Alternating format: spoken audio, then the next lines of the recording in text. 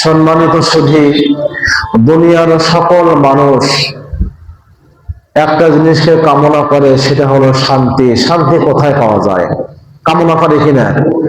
সকলেই চায় আমি শান্তি চাই, আমি শান্তি চাই। তো এর উত্তর হলো আল্লাহ তাআলা শান্তি রেখেছেন একমাত্র দ্বীনের মধ্যে। বলেন কার মধ্যে? দ্বীনের মধ্যে শান্তি আছে। দ্বীন কি?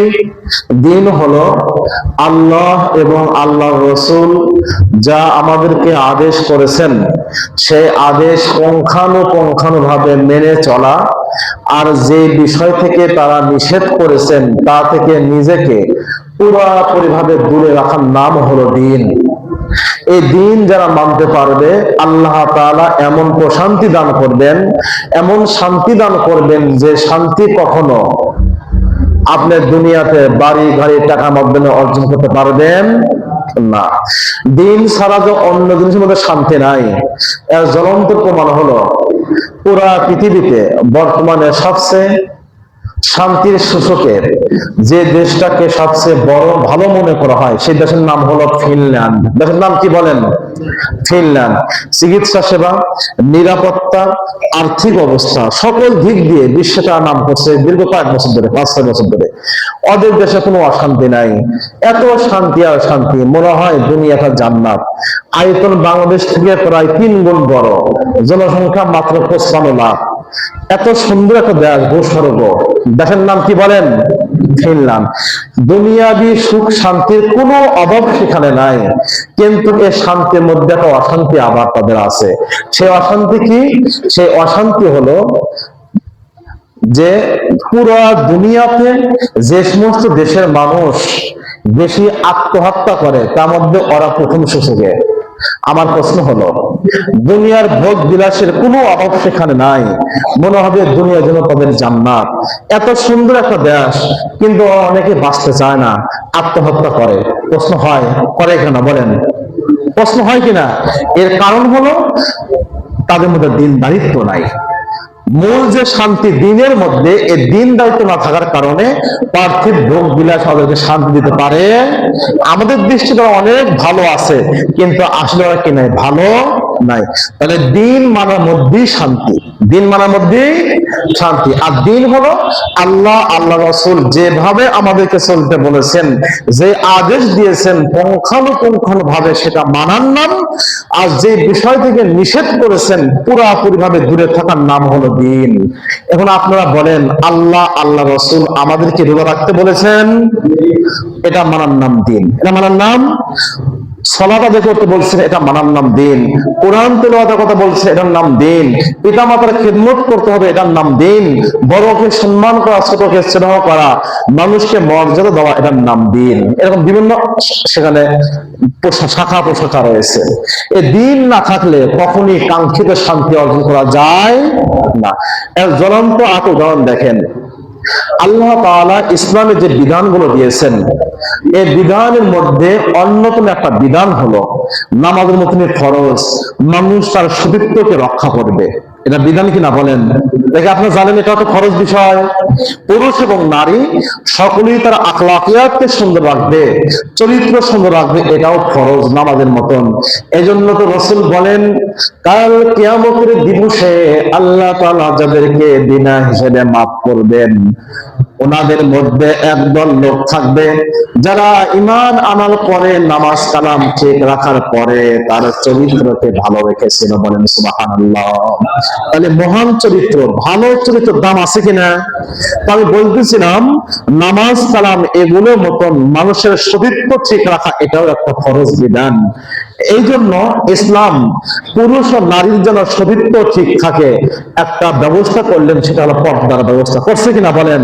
এর পর্দা করবে। এর মূল উদ্দেশ্য হলো মানুষ যেন জেনা না করে, তার চরিত্রকে ঠিক রাখে। এটা হলো পর্দার বিধানের মূল রহস্য এবং গোপন ভেদ।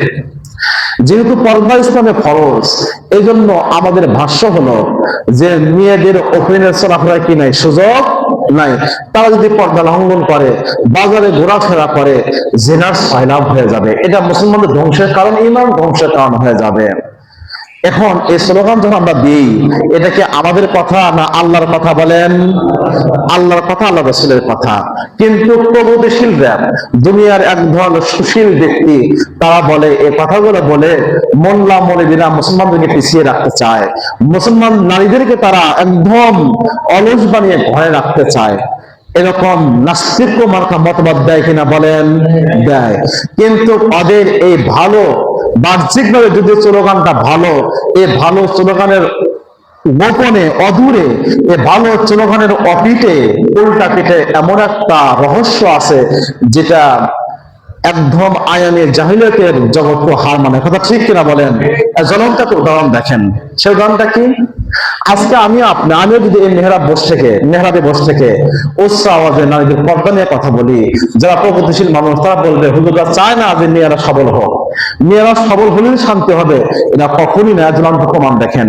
আপনারা সকলেই জানেন, একসময় সোভিয়েত ইউনিয়ন সারা পৃথিবীতে মাতব্বরি করতো কিনা? সোভিয়েত ইউনিয়নের যিনি সর্বশেষ প্রেসিডেন্ট ছিলেন, ওনার নাম কি জানেন আপনারা?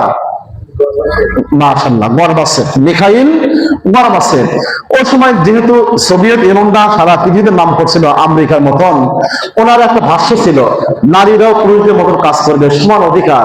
কিছুদিন পরে যখন সোভিয়েত ইউনিয়ন ধ্বংস হওয়ার কিছুদিন আগের কথা, গর্বাসেভ পার্লামেন্টে দাঁড়িয়ে উনি আফসোস করে একটা কথা বলছিল, যে আমরা তো মনে করছিলাম নারীদেরকে ঘর থেকে বের করলে শান্তি হবে, কিন্তু নারীদেরকে ঘর থেকে বের হওয়ার পরে আর্থিকভাবে আমরা সচ্ছলতা অবলম্বন করতে পেরেছি, কিন্তু নারীদেরকে পাওয়া দেওয়ার কারণে এমন এক অশান্তি আমরা ভুগতেছি, যে অশান্তি থেকে বের হওয়ার কোনো পথ আমাদের নাই। এটা কিন্তু একটা অমুসলিমের কথা ভাই। তো দেখেন, বলতেছিলাম, যারা প্রগতিশীল ব্যক্তি নারীদেরকে ঘর থেকে বের করো, ওরা পুরুষের সাথে সমান অধিকার চায়, এরকম স্লোগান দেয়। এরকম স্লোগান দেয় কারা? এখনো আমেরিকা দেয় কিনা?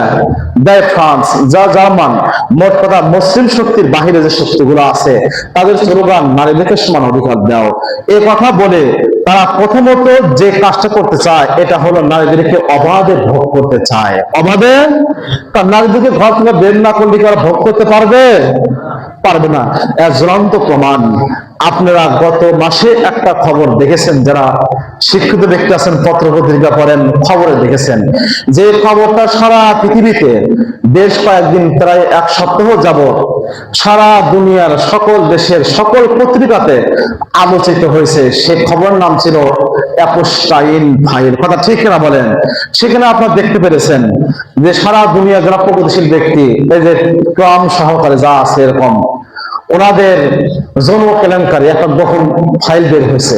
সেখানে দেখা গেল কি, যে আমেরিকারই ইহুদি পরিবারের এক লোক জেফ্রি এপস্টাইন, উনি একটা গোপন কি খুলছিল, এরকম পতিতালয় খুলেছিল। আর জেফ্রি এপস্টাইনের তার মূল মন্ত্র ছিল, যত ছোট তত ভালো। যত ছোট, আপনি যদি বিশ্বাস না করেন, হয়তো অনেকেই বলতেছে হুজুর মনে পায়না হইতেছে, আপনি পড়াশোনা করে দেখেন। ওনার মূল মন্তব্য কি? যত ছোট তত ভালো। 9 থেকে নিয়ে আজকে আমাদের দেশে এমনও আছে, আমাদের সরকার প্রধানরা ইসলামী আইন না মানার কারণে, পাশ্চাত্যকে ফলো করার কারণে, পাশ্চাত্যকে মডেল মানার কারণে আমাদের বাংলাদেশের অবস্থা এরকম, যে দেশের 90% মুসলমান, এই দেশেও এরকম ঘটছে। মেয়ের বয়স 18 আর ছেলের বয়স 21 হওয়ার কারণে বিয়া হয়েছে, বিয়ার পরে হুজুর জেল খাটছে। হয়েছে না বলেন? কাজী সাহেব বিয়ে বলেছেন, কাজী সাহেব জেল খাটতে হয়েছে।